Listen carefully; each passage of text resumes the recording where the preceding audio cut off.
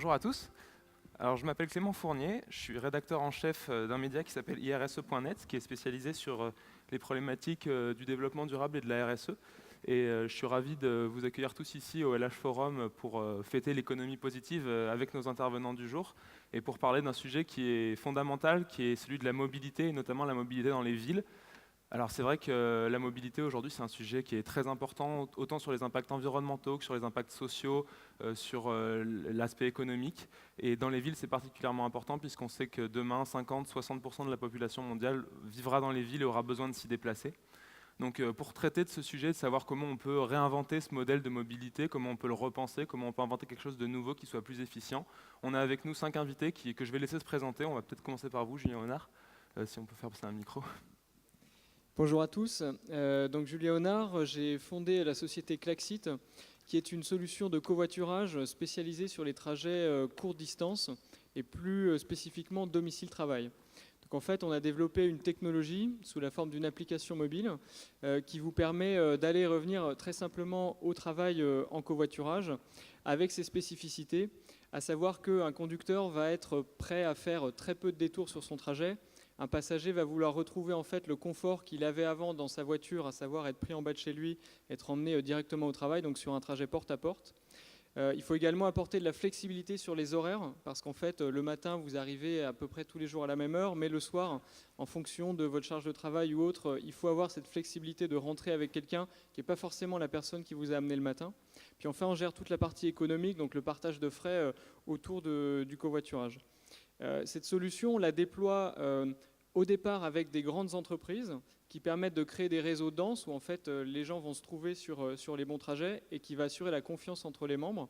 Et dans un deuxième temps, on travaille aussi avec les collectivités locales qui vont elles avoir un rôle de massification, donc à la fois communiquer auprès du grand public et, j'y reviendrai tout à l'heure, subventionner une partie des trajets en covoiturage pour qu'en fait économiquement ça soit intéressant de covoiturer plutôt que de prendre sa propre voiture.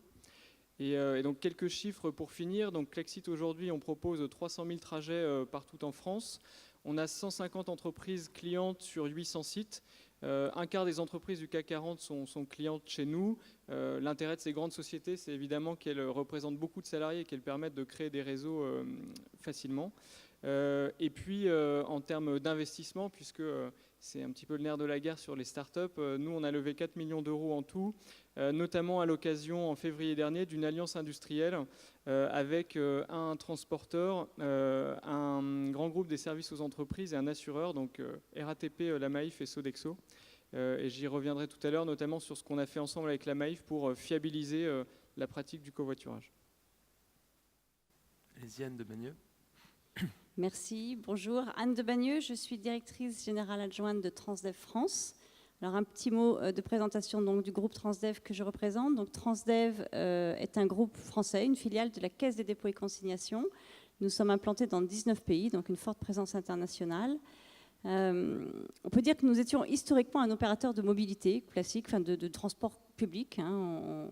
On opère des bus, des cars, des tramways, des trains, des métros. Et on est en train de devenir, justement pour traiter tous ces nouveaux enjeux de mobilité, on est en train de devenir un intégrateur de mobilité. C'est-à-dire qu'on travaille avec nos clients que sont les collectivités locales, les villes, les territoires, à proposer finalement les bouquets de solutions qui sont les plus appropriés à la demande du territoire, aux besoins du territoire et à la demande et aux attentes des habitants de ce territoire. Parce qu'effectivement, quand on veut réduire le nombre de véhicules, et notamment de voitures, il faut apporter de l'offre et de l'offre de qualité. Voilà, donc c'est notre mission chez Transdev de faciliter les déplacements quotidiens des habitants de nos territoires. Mohamed Safiani. Bonjour, je suis Mohamed Safiani, je viens d'un autre continent, exactement du Maroc. Je suis le maire de la ville de Chefchaouen, une ville intermédiaire d'environ 50 000 habitants. Donc c'est une ville qui a été classée en 2010 patrimoine immatériel de l'humanité par l'UNESCO. Et aussi, nous avons pris un engagement local, politique locale, et aussi avec l'ensemble des citoyens de la société civile en 2010 pour que notre ville devienne une ville durable, une ville écologique. À partir de là, donc, il y avait une vision, une planification, un certain nombre de programmes et de projets concrets. Je vais vous dire, il y a 2 ans, nous avons gagné le prix national de l'environnement et aussi nous avons gagné le prix Moyen-Orient et Afrique de l'énergie durable. Et c'est une ville à vocation touristique, mais surtout l'écotourisme, le tourisme durable. Et nous étions classés par une revue spécialisée Condor Travel aux États-Unis comme la 6e plus belle ville du monde. C'est une ville qui est bleue. Et nous avons aussi, j'ai l'honneur de présider une association que nous avons fondée avec d'autres maires du Maroc, qui s'appelle l'AMEV, l'Association marocaine des écovilles. Nous travaillons ensemble pour que tout ce que se décide à New York, ce qu'on appelle les objectifs de développement durable, ou le protocole de Paris, ou Habitat 3, tous ces grands rendez-vous mondiaux, mais ils se font dans des capitales mondiales, mais l'essentiel se passe dans les villes, dans les territoires, au niveau local. On a vu les 2/3 des actions dans le cadre du protocole de Paris, ou bien les ODD, les objectifs de développement durable, se passent et doivent se passer au niveau des villes. C'est pour cela que nous sommes engagés avec des actions concrètes. Et il y a ce qu'on appelle la Convention mondiale des maires pour l'énergie et le climat, et bien sûr de réduire les émissions, les gaz à effet de serre. Et là, nous avons tout un travail, beaucoup de choses qui ont été faites, que je vais commenter tout à l'heure. Merci. Merci. Emmanuel Chilvert. Bonjour à toutes et à tous. Donc Emmanuel Chilvert, délégué régional du groupe Engie pour la Normandie. Très brièvement, Engie, c'est un acteur mondial de la transition énergétique et engagé essentiellement sur les énergies renouvelables, et également acteur autour des entreprises, des collectivités locales sur le service énergétique aux entreprises. La question de la mobilité nous intéresse sous 2 axes. La question des systèmes, comment on peut définir et aider les grands acteurs de la mobilité à optimiser leurs dépenses énergétiques, et un second axe sur la production d'énergie renouvelable autour du gaz renouvelable, de l'hydrogène renouvelable et de l'électricité renouvelable. Merci. Bonjour, je suis Patrice Vergrit, maire de Dunkerque et président de la communauté urbaine de Dunkerque. Alors Dunkerque partage avec Le Havre cette grande caractéristique d'être un grand bassin industriel français. Et en matière de mobilité, elle s'est fait remarquer au 1er septembre puisqu'elle est passée au transport public gratuit. Et donc elle partage maintenant avec Tallinn le titre de capitale européenne du transport public gratuit. Donc ce qui lui a fait quand même la une des médias pendant quelques temps et encore aujourd'hui. Merci à tous pour cette présentation. Maintenant qu'on connaît un peu mieux votre lien avec la mobilité, j'ai envie de vous poser une question assez simple. Le thème de cette conférence aujourd'hui, c'est repenser la mobilité dans un monde qui s'urbanise. Alors la question peut paraître évidente, mais j'aimerais que vous donniez un élément de réponse, votre avis sur ce sujet. Pourquoi est-ce qu'on a besoin aujourd'hui de repenser la mobilité? Qu'est-ce qui ne va pas dans la mobilité d'aujourd'hui?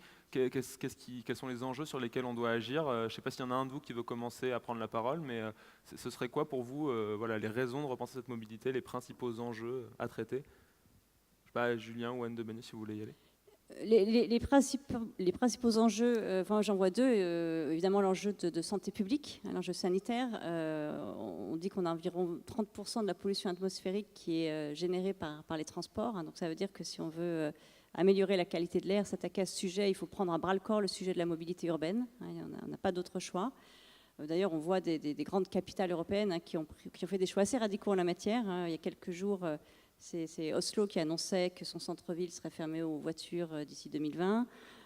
Plus près de nous, à Paris, on a eu aussi la fermeture des voies sur berge, qui a suscité beaucoup de débats, mais qui est clairement effectivement un acte engagé vers l'amélioration de la qualité de l'air.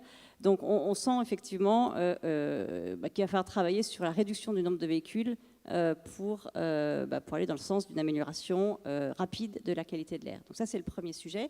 Et le deuxième, que nous, on voit au niveau des territoires, parce qu'on est filiale de la Caisse des dépôts, donc très intéressé, très engagé sur le développement économique et social des territoires. Et on voit bien le lien très fort entre la mobilité et les conditions de développement économique. Aujourd'hui, très clairement, les métropoles, les agglomérations qui sont engorgées avec des bouchons en permanence dans leur périphérie perdent en attractivité. Ça, c'est très, très clair, très évident. Et puis tout ça induit un coût, direct ou indirect pour les entreprises, et donc de la perte de productivité. Donc ce sont vraiment des éléments qui montrent que les 2 sujets sont liés, et si on veut faire avancer un territoire, il faut faire avancer la mobilité. Merci. Patrice Vergret, Oui. je voyais que vous parliez il y a 5 minutes de la gratuité des transports en Oui. commun. Pour vous, c'est ça les enjeux de la repenser la mobilité aujourd'hui, c'est de passer à des transports en commun qui soient moins chers, qui permettent à la fois de réduire le nombre de voitures et la congestion du coup? Oui, la gratuité est un outil, justement. Moi, je rajouterais 2 enjeux à ce qui a été évoqué. Il y a le problématique santé que je lie à l'environnement, parce qu'on a aussi finalement l'enjeu foncier. Une voiture, ça consomme beaucoup de place, notamment dans les centres-villes. Il faut gagner des espaces fonciers. Je rajouterais le bruit, je rajouterais... sur ces questions environnement-santé, je partage complètement. Il y a la question économique. Les 2 que je rajouterais, c'est la question de l'exclusion et l'isolement des personnes âgées. La mobilité, aujourd'hui, c'est le premier élément qui permet de lutter contre l'exclusion sociale et l'isolement des personnes âgées. Je le vois à Dunkerque, sur la gratuité du transport collectif, c'est formidable. J'ai aujourd'hui des personnes âgées qui font des tours de bus, qui vont au terminus et qui reviennent chez eux. C'est fondamental dans une ville. C'est le lien social, c'est aussi le lien familial qui se développe. Et puis j'en rajouterai un, je l'évoquais tout à l'heure en aparté, c'est cette question justement du lien social, de la cohésion sociale. Finalement, la mobilité doit participer d'un enjeu plus large qui est de réinventer les lieux de vie sociale. C'est-à-dire retrouver l'esprit collectif, l'esprit de partage. Quand vous êtes dans une voiture, vous êtes seul contre tous. Et quelque part, la voiture qui est à côté ou celui qui est à côté est votre ennemi parce qu'il vous empêche d'aller plus vite. Quand vous êtes dans un transport collectif, quelque part, vous partagez avec celui qui est à côté de vous les conditions de votre déplacement. Et donc, le regard que vous avez sur l'autre est différent. Je vais vous donner qu'un exemple pour illustrer ça. Depuis la gratuité du transport collectif à Dunkerque et la croissance de la fréquentation, les gens qui montent dans le bus disent bonjour. Et ça change fondamentalement la convivialité de la ville et c'est aussi un objectif pour un maire. Julien Honard, vous êtes pas totalement sur cette question-là de réduire vraiment le nombre de véhicules, enfin de s'attaquer frontalement à la voiture, puisque vous cherchez à réduire le nombre de véhicules par un autre biais qui est le covoiturage. Est-ce que c'est ça aussi, c'est redensifier le transport en mettant plus de gens dans les voitures? Alors oui, clairement, là, les problèmes de la voiture ont été évoqués. La question, c'est comment on fait. Et pour le coup, nous, on pense que le covoiturage est un nouveau transport public collectif. Et qu'il faut l'intégrer dans les réseaux, les modes de financement et le combiner en complémentarité avec le transport public. Vous avez aujourd'hui un phénomène d'urbanisation qui fait que de plus en plus de gens vont travailler dans les grandes villes. L'infrastructure de transport n'est absolument pas faite pour ça. C'est le cas bien sûr en Ile-de-France où à la fois vous avez des réseaux de transport public saturés, des routes congestionnées, mais c'est le cas dans plein de villes françaises et de plus en plus dans des villes même moyennes en termes de congestion. Donc la question c'est qu'est-ce qu'on fait? On ne me paraît pas très pertinent de construire d'autres routes. En réalité, l'infrastructure et la capacité de transport, elle existe déjà. Elle est là dans toutes les voitures qui roulent, sauf qu'aujourd'hui elle est sous-optimisée puisque sur un trajet domicile-travail, on est à 1,0 quelque chose occupant par voiture. Donc une voiture ayant, allez, on va dire 4 places pour être confortable, en optimisant cette capacité, on peut résoudre la problématique de la congestion, de la qualité de l'air, mais en fait en se servant de la voiture. Je crois absolument pas au fait que le bus, par exemple, va être une réponse dans tous les cas. Schématiquement, on mettrait un transport lourd en centre-ville, type un tram, du bus en première couronne, et en réalité du covoiturage en deuxième couronne, là où vous n'avez pas assez de densité pour créer une ligne de bus qui serait économiquement rentable à mettre en place. Et donc là, le covoiturage, en fait, va être finalement un transport public nouveau, de plus petits modules, qui va permettre de transporter les gens sur des zones peu denses. Donc c'est ça notre objectif avec Klaxit. Et donc quand on travaille avec des collectivités, alors notamment Île-de-France Mobilité, qui subventionne aujourd'hui de 2 € chaque trajet effectué en covoiturage depuis octobre dernier, les résultats sont vraiment très importants. Sur la première partie de l'année, nous on a observé en Île-de-France une croissance de 10% par semaine du nombre de trajets, donc c'est quasiment un doublement du nombre de trajets chaque mois. Alors, comme je le disais, on part d'un petit volume, 0,0 quelque chose occupation, mais globalement, on a vraiment là trouvé un levier qui est très important. Et je pense qu'on pourra en reparler sur la gratuité des transports, puisque, en fait, grâce à cette subvention, on arrive à faire des trajets en covoiturage gratuits si vous avez le pass transport, donc en l'occurrence le pass Navigo pour l'Île-de-France, et ça crée en fait un déclic économique au niveau des conducteurs qui se disent « Ah bah effectivement, là j'ai un vrai intérêt économique à covoiturer, puisque si je ne prends pas ma voiture, mon trajet va être gratuit. » Et je pense qu'on a un peu le même effet de levier sur le transport en commun, mais il faut vraiment aujourd'hui sortir du paradigme où la voiture serait l'ennemi. Non, l'ennemi, c'est l'autosolisme, le fait d'utiliser sa voiture tout seul, et éventuellement aussi le fait de la posséder. Nous, l'objectif, c'est de passer sur une mobilité utilisée comme un service. Et du coup, alors, je vous parlais tout à l'heure de Maïf. Ce qu'on a fait avec Maïf, et ce qui illustre bien cette transformation vers un service, c'est qu'en fait, on garantit le retour. Un des plus gros freins de développement au covoiturage domicile-travail, c'est finalement, ok, je viens au travail avec quelqu'un, je ne prends pas ma voiture, mais si dans la journée, mon conducteur annule, comment je fais pour repartir le soir? Donc en réalité, en fait, avec cette nouvelle assurance, vous venez le matin en covoiturage. Si pour quelconque raison votre conducteur doit repartir parce que son enfant est malade, par exemple, on vous garantit un retour en VTC, donc en Uber dans 15 villes de France et en taxi ailleurs où ce n'est pas possible. Et donc ça vous permet finalement, avec une application, un service, d'avoir un transport plus fiable que votre propre voiture. Et c'est en multipliant comme ça les couches de services qu'on va démotoriser et faire en sorte que la voiture soit plus utilisée tout seul. D'accord, donc l'idée, remettre de la densité dans les voitures, changer les usages de la mobilité. Et vous, Mohamed Sefiani, comment est-ce que vous réinventez la mobilité dans une ville comme Chefchaouen? Oui, moi je commencerai par ajouter par rapport à ce qui a été dit, par rapport aux enjeux. Donc en plus de l'enjeu environnement, climat, qualité de vie, santé, il y a l'enjeu économique qui a été dit pour ma ville Chefchaouen, qui a une vocation touristique. Le tourisme durable, c'est la locomotive de notre économie, de notre développement économique local. Pour nous, on a commencé déjà par pratiquement interdire l'entrée des voitures dans la Médina.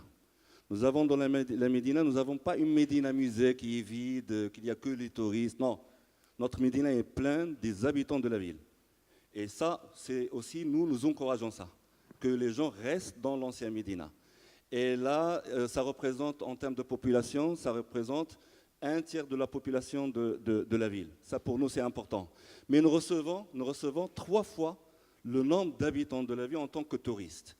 Donc, nous sommes 50 000 habitants, nous recevons 150 000 habitants. Avec un taux de croissance, l'année dernière, on a fait plus de 30%.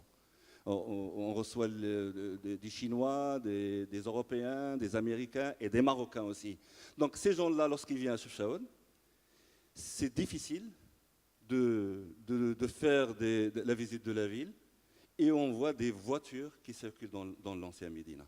Et c'est pour nous, donc c'est important pour les citoyens de la ville, en premier lieu, et pour les visiteurs de la ville. Donc cet enjeu, je dirais en plus l'enjeu environnemental, sociétal, etc., l'enjeu aussi économique, c'est important parce qu'on sait très bien, si on laisse les voitures entrer dans la ville, si on ne fait pas un programme de piétonalisation au niveau de la ville, parce qu'il y a des résistances aussi, parce qu'il faut convaincre les gens, c'est nouveau, c'est un autre contexte, c'est pas ici, comme ici en France ou en Europe.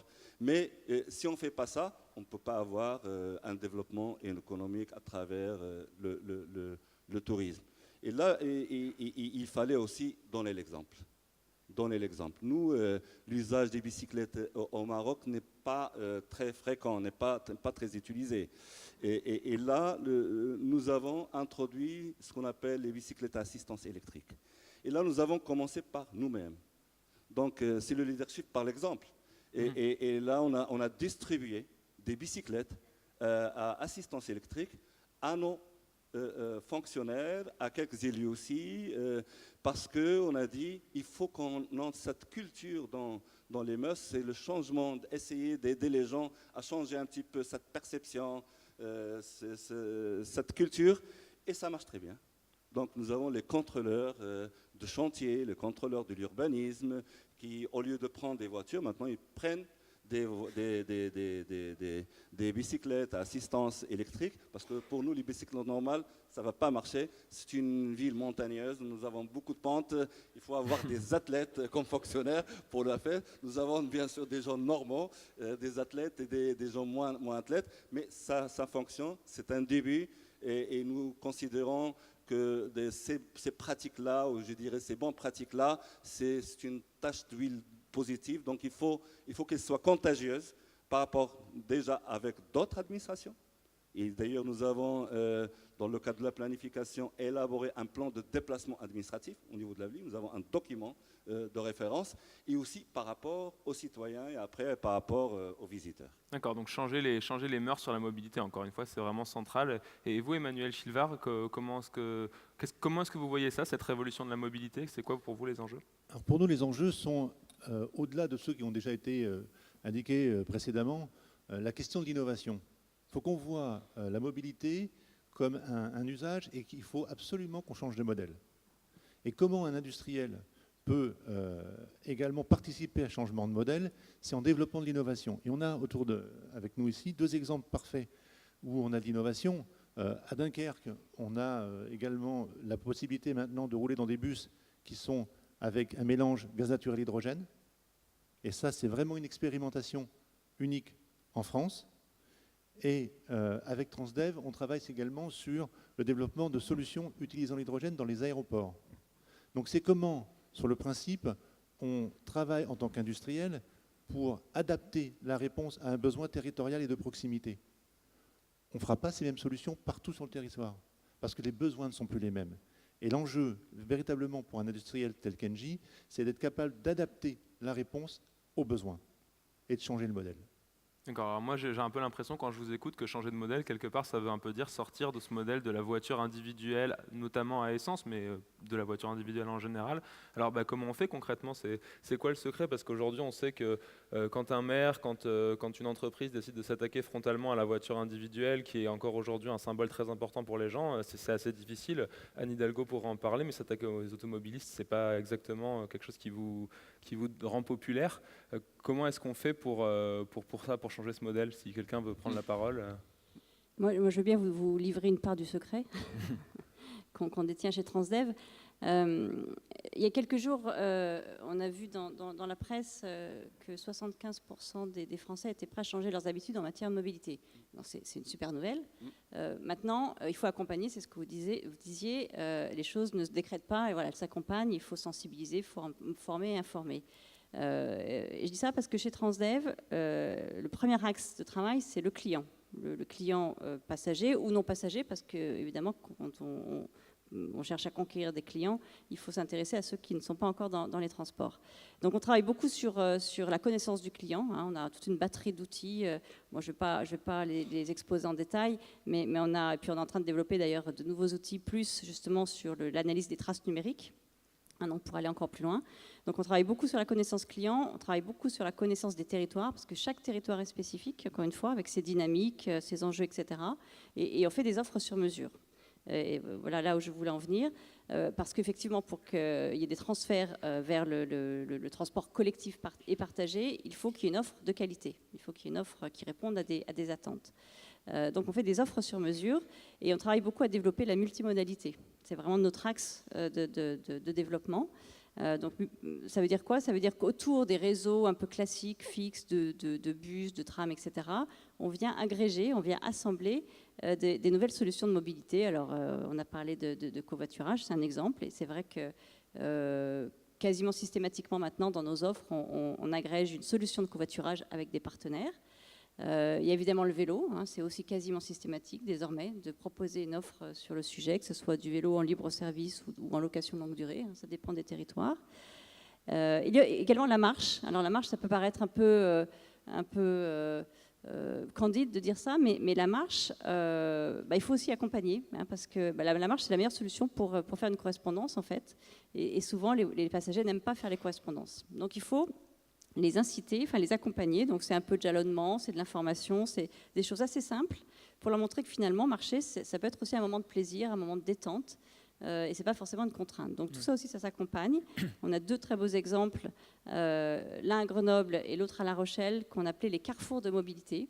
Et en fait, on a moyennant quelques infrastructures assez frugales, on a aménagé en fait quelques correspondances entre différents modes de transport, et ça marche très très bien. Et effectivement, les habitants redécouvrent à la fois leur territoire et le plaisir de se déplacer à pied.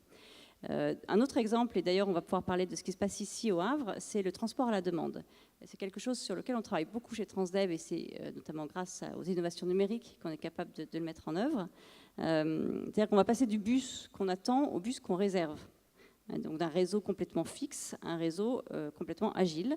Ce qui s'est passé ici au Havre, sur la grande zone industrielle et portuaire qui fait plus de 10 000 hectares, donc 30 000 emplois, c'est vraiment un pôle d'emploi très important. On y avait des réseaux fixes, 4 lignes de bus, donc qui ne pouvaient pas desservir finalement beaucoup d'entreprises. On les comptait sur les doigts de deux mains. Et donc on a transformé ça. Enfin, cette partie des réseaux dans la zone, on les a transformés en transport à la demande. C'est-à-dire que le bus, il va se déplacer là où le passager, l'actif, va vouloir aller le matin et même chose le soir. C'est-à-dire qu'il va adapter son itinéraire à la demande qui va lui être faite en temps réel par le voyageur. Mais ça marche, ça, avec parce une que application. c'est bien beau de demander aux gens de se passer de leur voiture, mais est-ce que vraiment ça fonctionne, cette multimodalité? Est-ce que c'est pas beaucoup plus compliqué pour un usager d'utiliser le vélo, puis ensuite peut-être un bus, et puis finir en covoiturage? Je vois par exemple à Dunkerque, ça fonctionne. Est-ce que les gens se remettent à prendre le bus? C'est plus simple que la voiture finalement? En l'occurrence, oui, puisqu'on a des statistiques là qui viennent de tomber et l'impact est énorme, plus 44% sur les premières semaines en semaine, plus 120% le week-end, donc c'est clair. Je veux revenir sur votre question. L'enjeu, c'est pas supprimer la voiture, c'est rééquilibrer, et je rejoins Anne de Bagné, suivant les territoires. Voilà. Il y a un équilibre à trouver entre les différents modes, entre les différents territoires. Dunkerque, par son histoire, 66% de part de déplacement fait en voiture, il fallait rééquilibrer avec moins de voitures. Ça, c'est l'histoire de Dunkerque. Mais il y a d'autres histoires qui existent dans des zones denses, dans autres. Comment on le fait? Simplement, l'élu que je suis se pose la question de cette manière. 1, donner du sens. Si vous ne commencez pas par convaincre la population, elle ne le fera pas. Voilà. C'est-à-dire que si vous voulez aller par la coercition, ça ne marche pas. Voilà. Si vous voulez, par exemple, commencer à supprimer des places de stationnement, avant d'avoir convaincu votre population, elle va se retourner contre vous. Et tôt ou tard, la démocratie, dans une ville démocratique, ça se retournera et ça se fera autrement. La première chose à faire, c'est donner du sens à la population et qu'elle accepte ce sens. La deuxième chose, et je rejoins Anne de Bagneux, c'est construire une alternative crédible. Pourquoi on a fait le bus gratuit? Dans une ville avec 66% de part de déplacement en voiture, si à un moment donné, vous n'avez pas un choc psychologique, si vous n'avez pas quelque chose qui soit hyper incitatif, à un moment donné, ça ne bouge pas. Donc il faut créer une alternative, et une alternative crédible. Et après, une fois que vous avez produit du sens, une fois que vous avez fait votre alternative, c'est là que vous pouvez jouer de la coercition, ou vous pouvez jouer sur des mécanismes un peu plus incitatifs, mais un peu plus méchants, j'ai envie de dire, c'est-à-dire qui orientent plus qu'ils incitent. Mais voilà, il y a un timing à respecter, et comme ça, si on respecte le sens, c'est-à-dire si la population a compris où elle va, quelle est la vision du territoire, et qu'elle y adhère, que vous avez construit effectivement l'outil qui permet d'y arriver, et après effectivement vous orientez, là ça peut marcher, et à Dunkerque, effectivement, ça marche aujourd'hui. Et c'est le même chemin que vous avez pris, Julien Honard, pour faire inciter les gens à prendre les covoiturages plutôt que leur voiture individuelle pour aller au travail? C'est cette révolution culturelle un petit peu? Oui, alors nous, on a un outil technologique sur lequel on met des services pour faciliter, sécuriser, j'ai parlé de la garantie de retour tout à l'heure, et inciter économiquement avec la subvention des collectivités.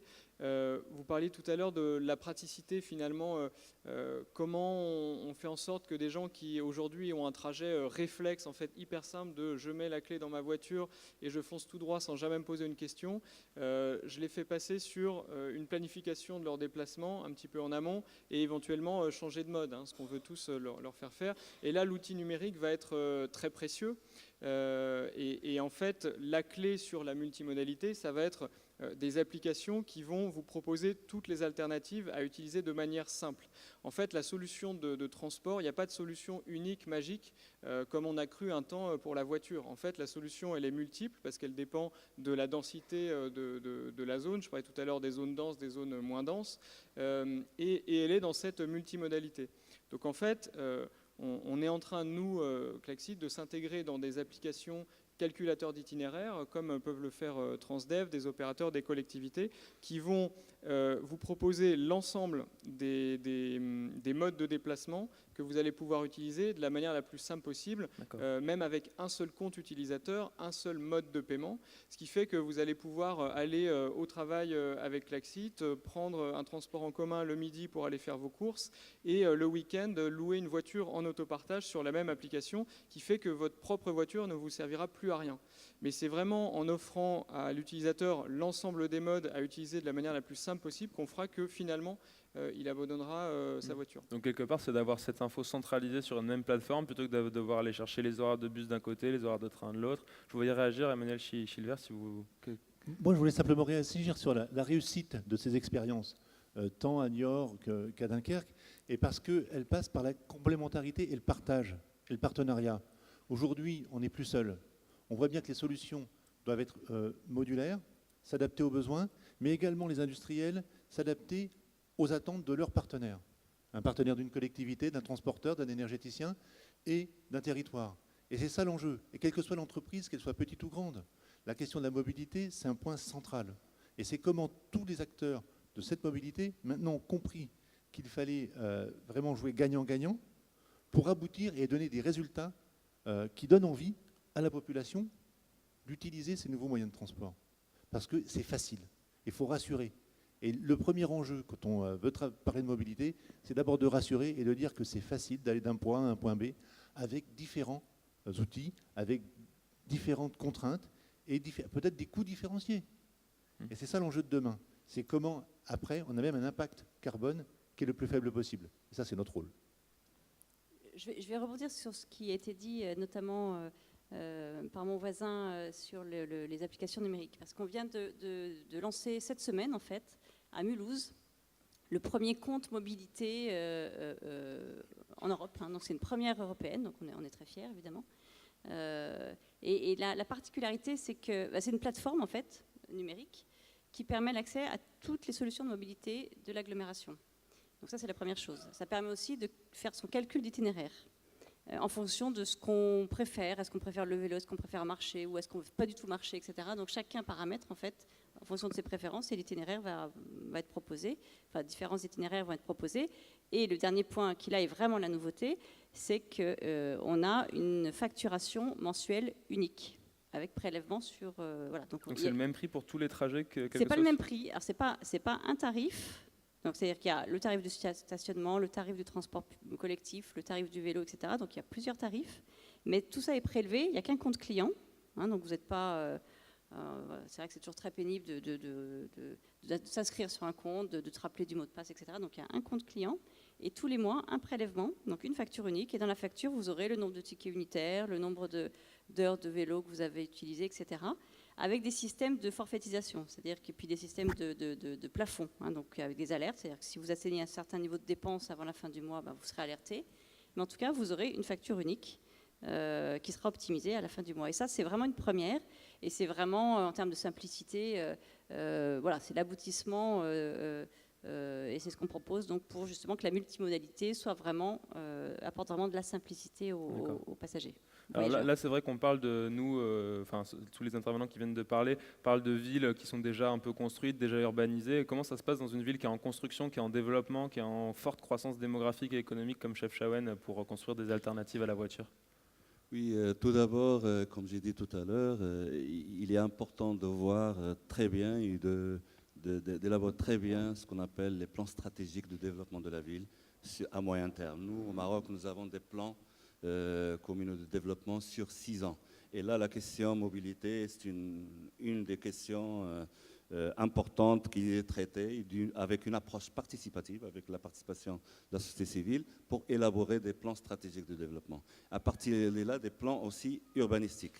Des plans urbanistiques, c'est par exemple une des mesures que nous avons prises, c'est de créer des centres de vie, IE, pas seulement de villes. Et là, on va réduire automatiquement la mobilité et minimiser les déplacements vers le centre de ville.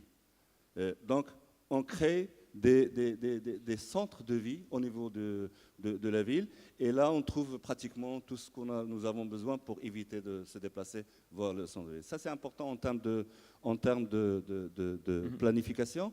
En termes de sensibilisation, parce que tout ça, s'il n'y a pas l'implication du citoyen, s'il n'est pas accepté, comme a dit M. le maire, ça va rester des rêves, des plans, mais après, le taux de réalisation de ces programmes-là, ça va pas être très, très important. Nous avons créé le premier centre info-énergie au Maroc.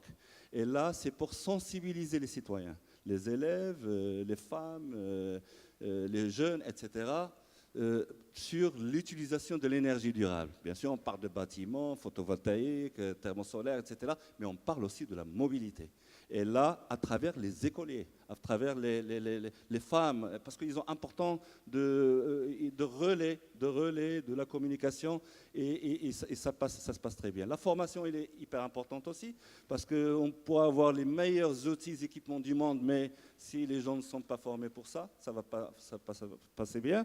Nous avons formé, par exemple, tous les conducteurs de la mairie et tous les conducteurs de taxi sur l'éco-conduite. Voilà. Et ça, dans le cadre d'un projet que nous baptisé SUDEP sur l'énergie en général, mais ce volet formation. La participation, elle est importante, comme j'ai dit. Nous avons créé un conseil participatif de l'énergie, climat et développement durable. Ça regroupe une 50aine de personnes issues de la société civile, des professionnels, des élus, des fonctionnaires, ensemble autour d'une table. Et chaque fois, par rapport à un thème lié à ces thématiques-là, on discute. Et la mobilité, bien sûr, il a sa place. Une des propositions de ce conseil participatif, c'est de créer un nouveau mode de transport. Chez nous, c'est le téléphérique, c'est le transport par câble. Maintenant, nous avons fait toutes les études techniques, toutes les études de faisabilité. On est en train de constituer un tour de table des gens qui vont siéger au niveau du conseil d'administration. Donc, c'est un projet en route et qui est né suite à des idées qui ont été débattues dans le cadre d'un conseil participatif. Je voudrais rebondir sur la question de l'urbanisme, parce que c'est un enjeu clé qui a été dit là, et on a tendance à le négliger en France. Je vais juste prendre une illustration. À Dunkerque, dans le cadre de l'élaboration de notre plan local d'urbanisme, on a décidé d'identifier sur une carte évidemment ce qu'on appelle les stations de mobilité, c'est-à-dire là où effectivement on avait accès au transport collectif, et on ouvre à l'urbanisation, c'est-à-dire les nouvelles zones à urbaniser, là où on construit les maisons, les habitations, que dans le périmètre de 500 mètres de ces stations. Et on ne va pas au-delà. C'est fondamental. Pourquoi je dis ça? Parce que d'habitude en France, on urbanise, et après on arrive avec les transporteurs, et on dit, bon, maintenant comment on fait pour aller desservir en termes de mobilité, etc. Et évidemment, c'est compliqué. Si vous faites l'inverse, ce qui est d'ailleurs une démarche qui est très classique en Allemagne ou aux Pays-Bas, hein, si vous faites l'inverse, vous commencez par poser les questions de mobilité et vous urbanisez autour, c'est marrant comme d'un seul coup, la ville et les enjeux d'alternatives en termes de mobilité fonctionnent beaucoup mieux. Donc cet enjeu d'urbanisme, il est fondamental. Oui, parce que c'est vrai que dans des villes comme, je pense à Paris, que je connais mieux parce que c'est là que j'habite, mais peut-être qu'au Havre c'est pareil, c'est des villes qui sont très étalées, voilà, l'étalement urbain, les banlieues qui sont de plus en plus loin des centres-villes, ça oblige les gens à faire des grands trajets. Donc en fait, il faudrait intégrer la mobilité en amont dans les phases d'urbanisme. La mobilité avant l'urbanisation. D'accord. Oui, ça c'est un vrai sujet justement pour désengorger les centres-villes, parce que c'est vrai que les habitants des périphéries sont un peu les oubliés parfois de la mobilité, de l'urbanisation. Et souvent, ils n'ont pas d'autre solution que de prendre la voiture pour aller travailler, dans le centre ou en tout cas près du centre. Donc effectivement, tout ça, ça crée un flux de voitures entrant qui est massif. Donc des embouteillages, de l'engorgement, etc., tout ce qu'on connaît. Donc il faut apporter une solution à ces habitants qui habitent dans ces zones périphériques. Et on voit de plus en plus émerger des solutions assez intéressantes avec du car. Enfin, donc voilà, c'est pas très compliqué. Donc ce sont des cars à haut niveau de service ou des lignes express, enfin chacun l'appelle un peu à sa façon, qui circulent sur des pénétrantes, hein, donc qui viennent d'assez loin en fait, hein, par rapport au centre, et qui circulent avec des fréquences de 10 à 15 minutes, parfois sur les voies rapides, sur les voies d'urgence, pardon, avec des dérogations, parce que ça marche quand ces cars peuvent circuler donc, sur des voies dédiées avec une fréquence importante, et là ça apporte une vraie qualité de service. Une offre qui peut remplacer la voiture pour se rendre sur son lieu de travail. Ça se passe comme ça à Grenoble. Il y a déjà des lignes express qui fonctionnent très bien, donc plusieurs milliers de passagers qui sont transportés tous les jours, aller-retour. Bordeaux est en train d'étudier ça. On regarde ça avec eux. Et j'ai en tête aussi d'autres solutions en région parisienne qui est assez intéressante, où on peut aller de Dourdan, enfin en tout cas de la zone autour de Dourdan. Donc on prend sa voiture, on a un parc relais à Dourdan, après on prend un car et après on prend le RER à Massy. Et tout ça permet d'aller dans Paris en un temps complètement optimal. en ayant posé sa voiture sur un parc relais sans problème de stationnement et en ayant pris un car qui en plus est confortable avec des prises électriques, etc. Donc il faut aussi du confort, il faut de la qualité de service et c'est comme ça qu'on peut convaincre finalement les automobilistes de changer leurs habitudes. Manuel Silva, je vous voyais... Je voulais rebondir sur les propos d'Anne de Bagneux qui sont vraiment intéressants sur le côté pratico-pratique de la mobilité. Demain, et la question de l'innovation et de la visibilité, la voiture autonome sera également un atout de désenclavement des zones rurales, mais également un atout pour limiter le temps de rupture de charge, et également un vecteur de performance énergétique puisqu'elle ira se recharger seule. Et donc on a un système où nous, habitants, serons simplement des utilisateurs d'un système de mobilité à plusieurs niveaux et qui sera pratiquement autonome et avec une vision totalement décarbonée. Et l'enjeu de demain, il est réellement là sur la question de la mobilité. Il faut réussir à désenclaver des zones rurales qui aujourd'hui ont une mobilité ultra carbonée avec de l'innovation pour pouvoir, et parfois même des habitants qui n'ont pas le permis, qui aujourd'hui ne peuvent pas se déplacer. Et donc demain, on leur amène un service supplémentaire avec une énergie durable et avec une vision totalement nouvelle. Et donc demain, avec un accès à des réseaux plus denses, et donc pour pouvoir se déplacer et vivre différemment leur territoire. D'accord, mais alors là, moi, je vois bien dans tout ce que vous dites qu'il faut trouver des alternatives, de nouveaux moyens de se déplacer mieux. Mais est-ce que l'enjeu, c'est pas aussi de se déplacer moins? Je voulais rebondir sur ce que disait Mohamed Sefiani tout à l'heure, créer des lieux de vie où on a moins besoin de se déplacer. Parce que c'est vrai qu'on a cette tendance toujours à vouloir remplacer la voiture par autre chose, mais peut-être que la solution, c'est aussi le télétravail, par exemple, ne plus avoir besoin de se déplacer tous les jours à son bureau pour aller travailler, alors que parfois, c'est des choses qu'on peut faire chez soi. Est-ce qu'il n'y a pas aussi cette notion-là de peut-être trouver des moyens de moins se déplacer? Oui, moi je pourrais rajouter ce qu'on appelle les villes compactes. Ça veut dire, nous, l'être humain, par sa nature, on veut s'étaler. On s'étale, c'est comme l'air, on s'étale. On s'étale en surface, en horizontale. Mais on peut aussi s'étaler en vertical. Et en vertical, on gagne beaucoup en termes d'énergie, en termes de transport, en termes de mobilité. On voit ce qui se passe en Singapour, en plusieurs pays, autres pays. Parce que chez nous, par exemple, au Maroc, nous avons chaque année, nous consommons beaucoup d'hectares dans le cadre d'urbanisation. Mais ce n'est pas exactement ce que les gens veulent, de vivre dans des grands immeubles. Aujourd'hui, on voit bien que les gens veulent déménager dans des maisons individuelles avec leur petit jardin, et ça, c'est pas trop compatible avec l'élévation en hauteur. Oui, donc il faut qu'on soit moins, entre guillemets, égoïste. Donc, il y a des hectares qui sont consommés. Tout le monde veut vivre tout seul, avec un niveau, avec son parking individuel. Donc, il y a cet esprit d'individualisme. Et maintenant, je crois qu'il est temps de passer à un esprit plus collectif. Et là, ce que j'ai dit, dans des pays où l'urbanisation est forte, comme le nôtre, maintenant nous avons 60% de taux d'urbanisation et en 2030, on va atteindre pratiquement 65, en 2050, 70%. Et c'est toute l'Afrique qui est comme ça. Et là, comment on va consommer toutes les terres agricoles? Où est la sécurité alimentaire?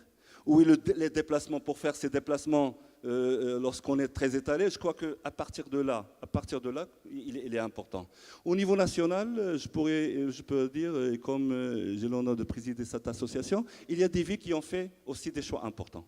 Marrakech, par exemple, il utilise maintenant un transport en commun électrique. Et ça a été lancé lors de la COP 22, ça fait 2 ans. On essaye... Mais il y a aussi des comportements. On a fait un TGV qui va être ouvert, ça veut dire qu'il va démarrer très prochainement entre Tanger et Casablanca. Et pratiquement, la population a dit non, ce n'est pas une priorité pour nous, le TGV. On ne va pas aller pour gagner 2 heures. On investit autant d'argent dont nous avons besoin pour construire des écoles, des hôpitaux, des universités, etc. Donc c'est un débat public aussi qui est hyper important. Justement, je suis très méfiant sur la réduction de la mobilité. D'abord, pourquoi on est ici? C'est marrant, on n'est pas en visioconférence, là tous vous auriez pu nous regarder sur une télé, on ne l'a pas fait, on est venu. Je suis venu de Dunkerque ce matin, je me suis levé à 5h du matin pour être ici. Il y a une raison, fondamentalement. N'oublions pas, la réduction de la mobilité, c'est aussi l'exclusion sociale, c'est aussi l'isolement. Et il y a quelque chose de plus dans le fait quand des êtres humains se rencontrent.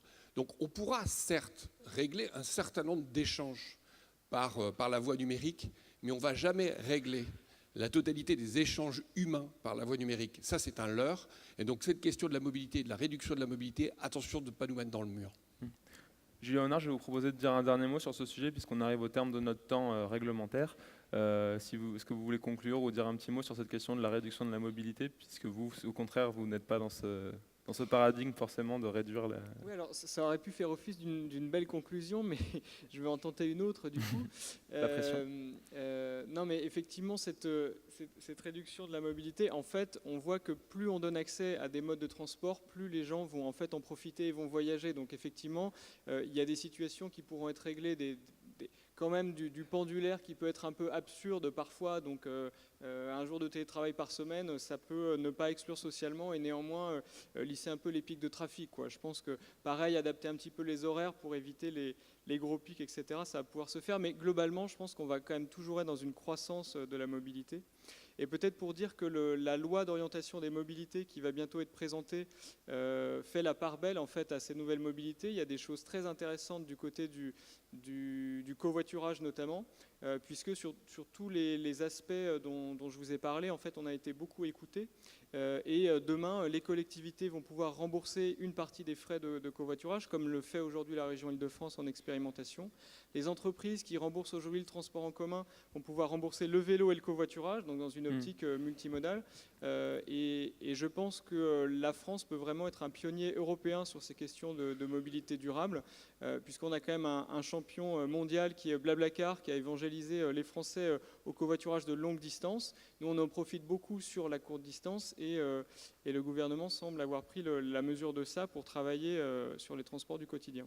Merci beaucoup. Je vous remercie à tous d'avoir suivi cette conférence. On l'aura compris, repenser à la mobilité dans un monde qui s'urbanise, c'est avant tout un peu de bon sens. Ce n'est pas forcément des grandes révolutions technologiques. C'est avant tout remettre du transport en commun, de la marche, du vélo et des mobilités qu'on connaît finalement un petit peu déjà, mais un peu améliorées avec des innovations, avec des nouvelles façons de faire, avec du digital. J'espère que vous aurez appris des choses sur cette question de la mobilité aujourd'hui. Je vous souhaite à tous un très bon forum LH de l'économie des territoires positifs et je vous dis une bonne fin de semaine sur ce salon. Merci beaucoup, merci Clément.